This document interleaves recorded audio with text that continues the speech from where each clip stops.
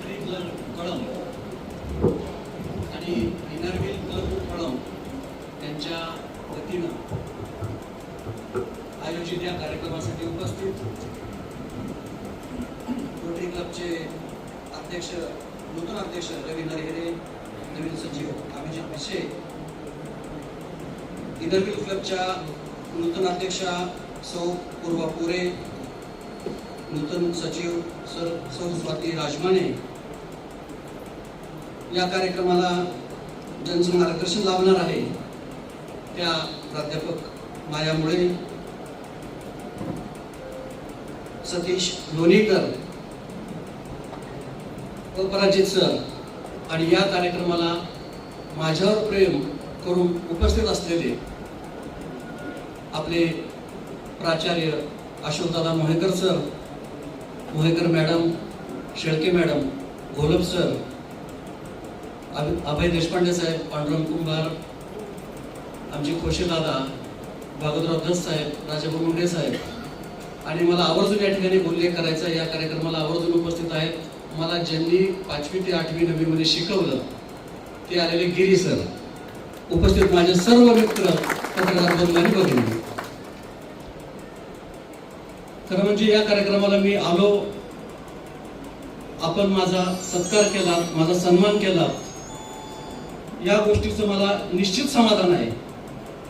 पण त्याही पेक्षा मला जास्त समाधान या गोष्टीचं आहे की आज कळंबच्या इनरव्हील क्लबची जी नूतन अध्यक्ष झाली आहे ती माझी लहानी बहीण आहे. तिचं कौतुक करायला मी या ठिकाणी आलो. मला तिचं सासरचं नाव पूर्वा हे माहीत नव्हतं, मी प्रीतीच समजायचो. आणि प्रीती, तू सामाजिक कार्यात आहेस, तुझी निवड कळंबच्या इनरव्हील क्लबच्या अध्यक्षपदी झाली आहे. तू याही पुढे चांगलं काम करशील, तुला माझ्या खूप खूप शुभेच्छा आहेत. तुझं कौतुक करण्यासाठी खास मी या ठिकाणी आलो. मी पुन्हा एकदा रोटरी क्लबचे, इनरव्हील क्लबचे आणि आपल्या सर्वांचे मनापासून आभार मानतो की आपण मला कळंब भूषण या पुरस्काराचा लायक समजलं, आपण मला तो पुरस्कार दिला. मी त्याचा अत्यंत कृतज्ञतापूर्वक स्वीकार करतो आणि हा पुरस्कार मिळाल्यानंतर माझी जी जबाबदारी वाढणार आहे याची जाणीव ठेवून मी हा पुरस्काराचा स्वीकार करतो. फक्त माझी या ठिकाणी एक विनंती आहे आयोजकांना की आम्ही शासकीय सेवक असल्यामुळं कुठलीही रोख रक्कमेचा पुरस्कार आम्ही स्वीकारू शकत नाही. तर माझी रवी नरहेरे सरांना विनंती आहे की आपण जो पुरस्कार दिला, मान सन्मान केला, मानपत्र दिलं, त्याचा मी नम्रतापूर्वक स्वीकार करतो. पण अतिशय विनम्रपणे आपण दिलेले 11,000 रुपये मला परत करावे लागतील. आमच्या महाराष्ट्र शासकीय सेवेच्या नियमामध्ये ते बसत नाही.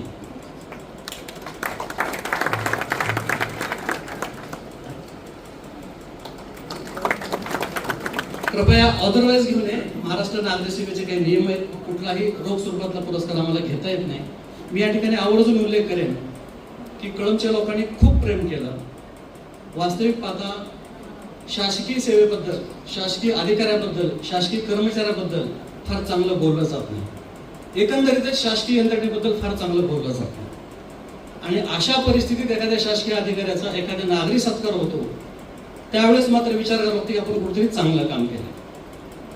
अदरवाईज शासकीय अधिकारी सातत्यानं ट्रोल होतात, कुठेतरी शासकीय यंत्रणा बिघडली असं वाटायला लागतं. पण जर तुमचं ध्येय पक्का असेल, तुमचा हेतू स्पष्ट असेल, तर निश्चित प्रकारे तुम्हाला तुमच्या कामाची पावती मिळते.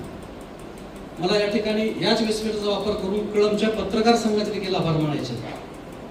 आमचे सतीश बाप्पा टोंगे आहेत, अशोक शिंदे आहेत आणि बाकीचे आमचे पत्रकार मित्र आहेत. यांनी मला कळंब तालुक्याचा राज्यस्तरीय प्रशासकीय अधिकारी पुरस्कार मला दिला होता, जाहीर केला होता. पण काही कामामुळे मी त्या कार्यक्रमाला येऊ शकलो नाही, त्याबद्दल मी दिलगिरी व्यक्त करतो. पण आज या व्यासपीठावर मी तुमचे जाहीर आभार मानतो. त्याचबरोबर मी ज्या शिक्षण संस्थेमध्ये शिक्षण घेतलं त्या शिक्षण संस्थेने मला त्यांच्या संस्थेचा पहिला ज्ञानरत्न पुरस्कार पण दिला होता, जाहीर केला होता. सर, त्या दिवशी नेमकं आमच्याकडे नांदेडला चीफ सेक्रेटरी यांचा दौरा लागला, त्यामुळे यायची इच्छा असूनही मी येऊ शकलो नाही. पण त्याही पुरस्काराचा मी आज नम्रपणे स्वीकार केलेला आहे, करतो आणि आपल्या मनापासून आभार मानतो. आता थोडंसं आपण कामाबद्दल बोलूयात. रोटरी क्लबची जी थीम आहे, काय सांगितलं सुशील तुम्ही? Lasting impact, create lasting impact, ह्याच्यावरती आपण बोलूया थोडंसं. आपल्या 2025-26च्या कार्यकारिणीनं जे काम केलं रोटरी क्लबच्या कार्यकारिणीनं आणि इनर व्हील क्लबच्या कार्यकारिणीने जे काम केलं ते खरोखरच स्तुत्य कार्यक्रम आहे. खूप चांगलं काम केलंय. त्या दोन्ही पदाधिकाऱ्यांचं मी मनापासून आभार मानतो, त्यांचे मनापासून अभिनंदन करतो. एका तालुका लेवलला काय करता येईल, एका शहर लेवलला काय करता येईल याचा विचार करून त्यांनी ते कार्यक्रम घेतलेले आहेत. आणि खरं पाहिलं तर इनर व्हील क्लबचे उपक्रम जास्त आहेत. याला इनर व्हील म्हणायचं का आउटर व्हील म्हणायचं हा आता प्रश्न आहे.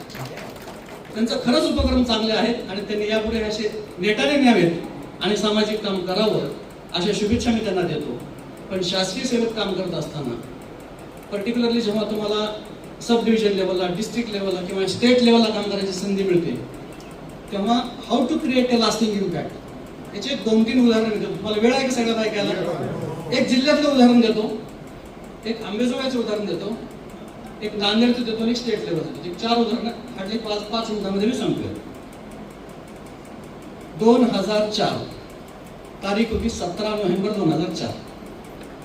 या तारखेला विभागीय आयुक्तांनी माझी नियुक्ती केली परंड्याला. परंड्यामध्ये भूसंपादन अधिकारी म्हणून मी पदभार घेतला. मला हा प्रश्न पडला की भोगे साहेबांनी मला परंड्याला का पाठवलं. मला म्हणजे तुम्ही यंग आहात, एनर्जेटिक आहात, अभ्यासू आहात आणि जा परंड्यामध्ये काम करा. आता वास्तविक पाहता राज्यामध्ये पहिल्या 5 मध्ये येऊन डेप्युटी कलेक्टर झाल्यावर परंड्यासारख्या तालुका प्लेसला मला साईड पोस्टला पाठवलं होतं. पण मी विचार केला की ज्या अर्थी विभागीय आयुक्तांनी माझी निवड केली त्या अर्थी नक्की काहीतरी कामाची संधी तिथं आहे. मी त्यावेळेस उस्मानाबादला राहायचो. उस्मानाबाद टू बार्शी बसने जायचो, बसने जायचो आणि तिथलं जे भूसंपादनाचं कार्यालय होतं ते गावाच्या बाहेर होतं. 2004च्या नोव्हेंबरमध्ये परंड्याची अवस्था अशी होती की तिथं लॉज नाही, तिथं मेस नाही, तिथं हॉटेल नाही, तिथं पंप नाही आणि रात्री 7 नंतर परंड्याच्या बाहेर जायची वाहतूक व्यवस्था पण नाही. मी ऑफिसमध्ये गेल्यानंतर ऑफिसमध्ये क्लर्क, एक पेशकार आणि मी, आमच्या 3 स्टाफ, एक शिपाई, 4 लोकांची टीम. आणि पाहिलं तर 200-250 फायली भूसंपादनाच्या. आणि म्हणलं काय काम येतं तर म्हणजे सीना कोळेगाव नावाचा एक प्रकल्प आहे आणि त्या प्रकल्पाचं भूसंपादन खूप दिवसापासून रखडले आणि म्हणून भोगे साहेबांनी तुम्हाला इथं पाठवलं. आता टीम 4 लोकांची. म्हणजे चला सीना कोळेगाव प्रकल्प बघूया. प्रकल्प बघायला त्या कार्यकारी अभियंत्यासोबत पाठक नावाचे कार्यकारी अभियंता होते, त्यांना घेऊन फील्डवर गेले. तर सीना कोळेगाव प्रकल्पाची हिस्ट्री अशी मित्रांनो, या प्रकल्पाला 1992ला मान्यता मिळाली शासनाची. 93ला तत्कालीन मुख्यमंत्री शरदचंद्रजी पवार साहेब आणि जलसंपदा मंत्री डॉक्टर पद्मसिंह पाटील साहेब यांच्या हस्ते त्याचं भूमिपूजन झालं 1993. 2004च्या नोव्हेंबरमध्ये मी चार्ज घेतला. किती वर्ष झाली? 11 वर्ष. 11 वर्षामध्ये एक थेंबही पाणी अडलेलं नव्हतं. आणि मी जेव्हा जाऊन पाहिलं असं दिसलं मला की दोन्ही बाजूनी भिंत बांधली, मध्ये नॉच सुटली, व्ही नॉच. पाणी येत्याने दरवर्षी होऊन जाते. मी तर पाठक साहेबाला म्हणालो, साहेब तुम्ही ही भिंत केव्हा बांधली? ते म्हणजे साहेब 93ला सुरू केली, 98ला संपली. म्हणजे 98 पासून आता 2004 पर्यंत काय म्हणजे दरवर्षी पाणी येतं वाहून जाते. म्हणजे पाणी का नाही अडवत? ते म्हणजे ह्या साहेब भिंतीच्या मागानं उस्मानाबाद साईडला 2000 हेक्टरचं भूसंपादन करायचं, त्याचा ताबा अद्याप मला मिळालेला नाही. आणि पलीकडे करमाळा आहे. करमाळा साईडला 1000 हेक्टरचं भूसंपादन आहे. सोलापूर जिल्ह्यानं भूसंपादन केले, ताबा मला दिला, सगळं झाले. पण उस्मानाबाद जिल्ह्यातले भूसंपादनाचे 2000 हेक्टरचे ताबा पावते माझ्याकडे नाहीये. ठीक आहे. ऑफिसमध्ये आलो आणि बघितलं तर जे 4 गावं आहेत ज्या गावचं भूसंपादन करायला पाहिजे त्यामध्ये डोमगाव, कौडगाव, डोंजा आणि बंगाळवाडी अशी 4 गावं होती. 4 निवाडे करायचे होते, माणसं 4. त्यापैकी आमचा पेशकार जो होता तो कधी यायचाच नाही, सातत्याने ॲब्सेंट राहायचा. एक दिवशी मी चिडलो त्याच्यामुळे, तू येत नाहीस, काय प्रकार आहे तुझा? मग तो माझ्या दुसऱ्या हटला आणि मला म्हणलं की साहेब माझी खरंच अडचण आहे. मी तुझी काय अडचण आहे सांग. त्यांनी जी अडचण सांगितली ती मला खरी जेन्युइन वाटली. म्हणजे ठीक आहे, तुझी अडचण आहे, मी जिल्हाधिकारी साहेबांना बोलतो. आणि त्याला घेऊन मी जिल्हाधिकारी साहेबांकडे गेलो. देवणीकर साहेब कलेक्टर होता आणि त्याला सांगितलं, साहेब हा माणूस आहे, याची अडचण आहे, हा परंड्याला काम नाही करू शकतो, त्याला आपण उस्मानाबादला बदलून द्यावं. कलेक्टर साहेबांना वाटलं की हा नवीन अधिकारी अगदी सुपारी घेऊन आलाय की माझ्यावर चिडले. मला म्हणत, तुम्ही नवीन आहात, प्रोफेशनल आहात, बदल्याचे कामं घेऊन जाऊन तुम्ही.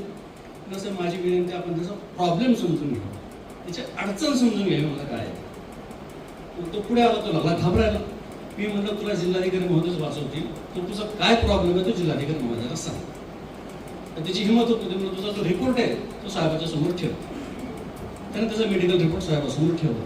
साहेबांनी तो वाचला आणि माझ्याकडे म्हणजे ठीक आहे देशपांडे, मी याची बदली करून देतो. त्याने त्याची बदली वसंतला करून दिली. आता राहिले माणसं 3, एक कारकून आणि एक शिपाई. अशा परिस्थितीमध्ये 17 नोव्हेंबर 2024 ला काम सुरू केलं. डोमगाव, कौडगाव, डोंजा, बंगाळवाडी 2000 हेक्टर पूर्ण क्षेत्र पायी फिरलो. माझ्याकडं त्यावेळेस पॉवरचे शूज होते.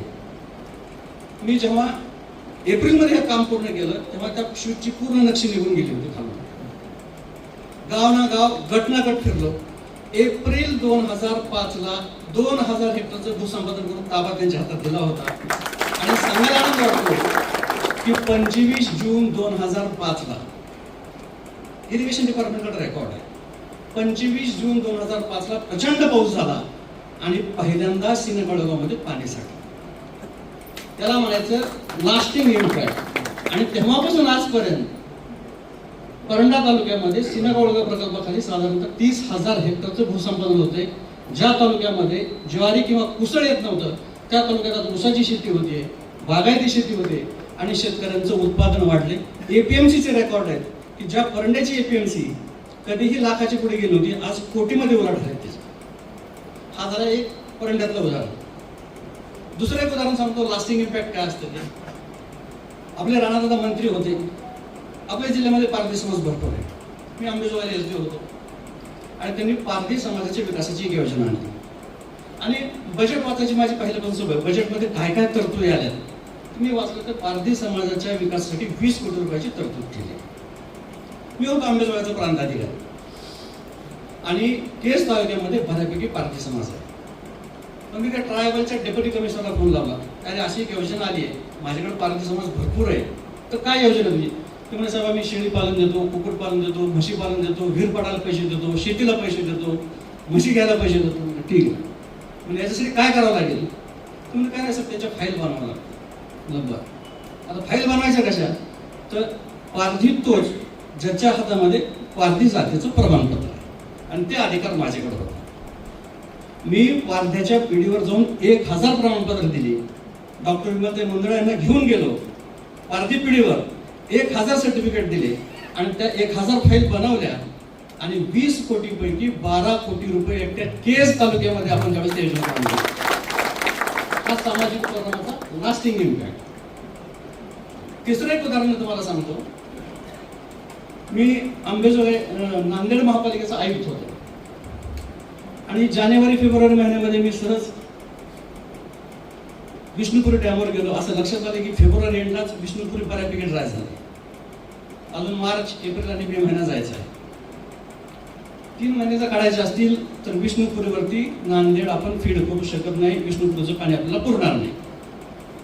ऑफिसमध्ये आल्याने विचार केला. माझे डेप्युटी कमिशनर हुशार होते, तर म्हणले यार पाणी पुरणार नाही, प्रॉब्लेम होणार आहे. ते म्हणजे हो साहेब आपल्याला UPPचं पाणी घ्यावं लागेल. म्हणजे काय योजना आहे? तुम्ही आपण UPPला जाऊया. UPPचं गेलो आम्ही, तो कॅनलचं पाणी येत होतं. तुम्ही साहेब ते केटीवेअर आहे, ह्या केटीवेअरवर आपण एक पंपिंग स्टेशन टाकलं आणि पाणी लिफ्ट केलं, पाईपलाईन केलं, तर आपण नांदेड शहराचं पाणी उन्हाळ्यामध्ये देऊ शकतो. ठीक आहे. इंजिनियरला बोलवलं, एस्टिमेट केलं, 27 कोटी रुपयाची योजना तयार झाली. आणि त्यावेळेस नांदेड महापालिकेत जात असताना आपले दिलीप सोपल साहेब होते पाणी पुरवठा मंत्री आणि पालकमंत्री होते आमचे DP सावंत साहेब. 22 वेळेस मुंबईला गेलो. राजेश कुमार साहेब जे नंतर चीफ सेक्रेटरी झाले त्यावेळेस त्या खात्याचे सचिव होते. त्यांना ती योजना दाखवली, सादरीकरण केलं. म्हणून साहेब ही योजना दिली तर 6 लाख लोकसंख्येचं नांदेड जगेल, नाहीतर पाणी मिळणार नाही. त्यांनी योजना मंजूर केली. राजेश कुमार साहेबांनी, सोपल साहेबांनी मंजूर केली आणि 27 कोटीची योजना मोजून 90 दिवसामध्ये पूर्ण केली. नांदेड शहराला पाणी मिळालं. त्याच वर्षी लातूरला मिरजेवरून रेल्वेने पाणी द्यावं लागलं. दिस इज लास्टिंग इम्पॅक्ट. 3 उदाहरणं झाली. त्यात शेवटचं उदाहरण देतो आणि थांबतो. खूप उशीर झालाय. किस्से भरपूरच माझ्याकडे, कधी आला तर तुम्हाला सांगेल. मी जेव्हा जलसंपदा मंत्र्यांचा खासगी सचिव होतो, मला एक दिवशी 4 वाजता फोन आला गिरीश महाजन साहेबांचा. देशपांडे म्हणजे आपल्याकडे उमा भारती मॅडम येत आहेत. At that time Uma Bharati ह्या केंद्रीय मंत्री होते. गडकरी साहेब येत आहेत आणि महाराष्ट्रातल्या जलसंपदाबद्दल त्यांना आपल्याला सादरीकरण करायचे, प्रेझेंटेशन करायचं. ठीक आहे सर. दुपारी 4चा फोन, साहेब जळगावमध्ये, मी मुंबईत ऑफिसमध्ये. मग मी डिपार्टमेंटच्या सगळ्या 5-6 डेप्युटी सेक्रेटरीला बोलावलं आणि सांगितलं की उद्या उमा भारती मॅडम येतात, केंद्रीय मंत्री गडकरी साहेब येत आहेत, ऑब्व्हियसली मुख्यमंत्री साहेब असणारच आहेत त्या कार्यक्रमाला. तर आपण आपल्या डिपार्टमेंटचं काय मागायचं केंद्राला त्याचं एक प्रेझेंटेशन तयार करा. त्यांनी केलं. त्या प्रेझेंटेशनमध्ये त्यांनी सांगितलं की महाराष्ट्रामध्ये मोठे प्रकल्प एवढे, मध्यम प्रकल्प एवढे, लघु प्रकल्प एवढे, एवढे पूर्ण झाले, एवढे अपूर्ण झाले, पूर्ण केले तर एवढं सिंचन होईल, सगळी आकडेवारी त्यांनी दिली. आता मी स्वतः PhD असल्यामुळं मला जरा data collection, data analysis, data interpretation, त्या डेटाचं फाइंडिंग ह्याची सवय लागलेली. मग तो डेटा बघितला मी त्याला सांगितलं, यार तुमचं प्रेझेंटेशन टेक्निकली बरोबर आहे, मला जरा पॉलिटिकली पाहिजे. साहेब पॉलिटिकली म्हणजे काय? म्हणजे हीच माहिती मी सांगतो त्या नमुन्यात मला तुम्ही द्या. मी त्यांना सांगितलं की तुम्ही सांगितले मोठे एवढे, मध्यम एवढे, लघु एवढे, आपण असं करू, आपण 3 कॅटेगरी करू. राज्यातल्या आत्महत्याग्रस्त जिल्ह्यातले प्रकल्प एवढे, शेतकरी आत्महत्याग्रस्त जिल्हे राज्यामध्ये जे आहेत 11, त्या 11 जिल्ह्यातले एवढे प्रकल्प, सॉरी 14 जिल्हे, आपले मराठवाड्यातले 8 आणि विदर्भातले 6, 14 जिल्ह्यात आत्महत्याग्रस्त त्यातले प्रकल्प एवढे. दुसरी कॅटेगरी करा अवर्षण प्रवण तालुके, अवर्षण प्रवण तालुक्यातले प्रकल्प एवढे आणि त्याला एवढे पैसे लागतात. आणि तिसरी कॅटेगरी केली अनुशेषग्रस्त भाग, बॅकलॉग. अशा 3 स्लाईड बनवल्या आणि साहेबाला फोन केला. साहेब म्हणलं माझं प्रोजेक्ट तयार झाले, आपण या. सगळे ट्रेननी साहेब आले, गिरीश महाजन साहेब. 9 वाजता 9 वाजता मिटिंग होती, तयार झाली, आम्ही निघालो. मला वेळ मिळाला फक्त बंगला टू सह्याद्री गेस्ट हाऊस, गाडीमध्ये ब्रीफ केलं. साहेब हे प्रेझेंटेशन केलंय आणि माझी विनंती आहे की तुम्ही केंद्र शासनाकडे मागणी करावी की महाराष्ट्रामधल्या शेतकऱ्याच्या जर आत्महत्या कमी करायच्या असतील तर आपण त्याला शाश्वत सिंचन दिलं पाहिजे आणि या आत्महत्याग्रस्त जिल्ह्यातले प्रकल्प प्राधान्याने पूर्ण केले पाहिजेत. माझी मागणी योग्य आहे. फॉर्च्युनेटली ही मागणी गिरीश महाजन साहेबांनी उमा भारती मॅडमकडे केली. त्यांनी त्याने इन प्रिन्सिपली मान्य केलं.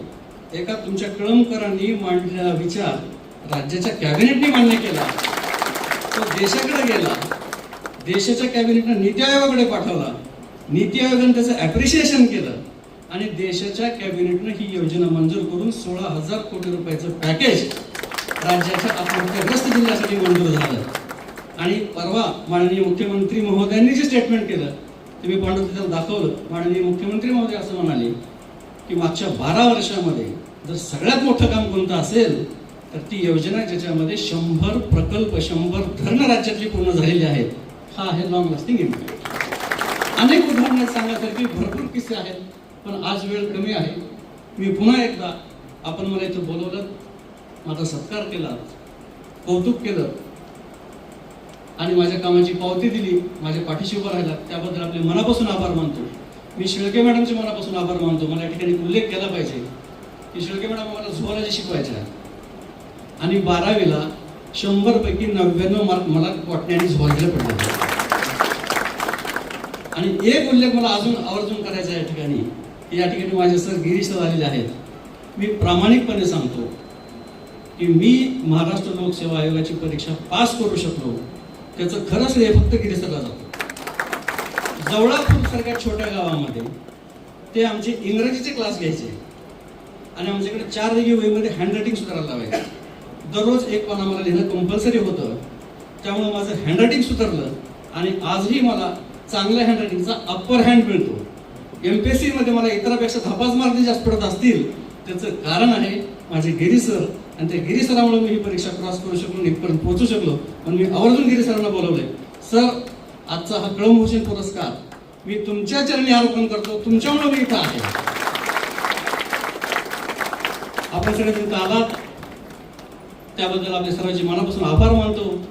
धन्यवाद. जय हिंद, जय महाराष्ट्र. आणि आपण कळमकर केव्हाही राजभवनला आलात, लोकभवनला आलात मुंबईला, तर आवर्जून या. महाराष्ट्राचं लोकभवन हे अतिशय चांगलं आहे, एक चांगलं पर्यटन स्थळ आहे आणि पाहण्यासारखं आहे. मी तिथं आहे म्हणून तुम्हाला ती संधी आहे. महाराष्ट्रामध्ये एकूण 4 राजभवन आहेत. आता लोकभवन मुंबईला आहे, पुण्याला आहे, त्यानंतर नागपूरला आहे आणि महाबळेश्वरला पण आहे. महाराष्ट्राचे राज्यपाल महोदय जिथं राहतात ते ठिकाण पाहण्याचा तुम्हाला योग आहे. आपण आवर्जून या. आणि दुसरा एक किस्सा सांगतो मी तुम्हाला. की मी तर राज्य म्हणजे प्रांत लेवल डिस्ट्रिक्ट लेवलला काम केलं, पण जेव्हा मी मुंबईला गेलो सलग 10 वर्ष कॅबिनेट मंत्र्यांचं PS, गिरीश महाजन साहेबांकडे 5 वर्ष, अशोकराव चव्हाण साहेबांकडे 2.5 वर्ष आणि पुन्हा पुढचे 2.5 वर्ष गिरीश महाजन साहेबांकडे, असे 10 वर्ष मी प्रायव्हेट सेक्रेटरी म्हणून राहिलो. ते पण महत्त्वाच्या खात्याचं, जलसंपदा, सार्वजनिक बांधकाम, वैद्यकीय शिक्षण, ग्रामविकास, पर्यटन अशा महत्त्वाच्या खात्याचं मी राज्य सचिव राहिलो. त्यानंतरचे 11 महिने मी राज्याचे विधानसभा अध्यक्ष आहेत त्यांचा सचिव राहिलो आणि आता मागच्या 8-10 महिन्यापासून मी माननीय राज्यपाल महोदयाकडे आहे. ही सगळी जी कृपा आहे ती फक्त गोरगरीब जनतेची केलेली सेवा, त्यामुळे मी इथपर्यंत पोहोचू शकलो असं मला वाटतं. त्यांचेही आभार मानतो, आपलेही आभार मानतो आणि आपल्या रजा घेतो. धन्यवाद.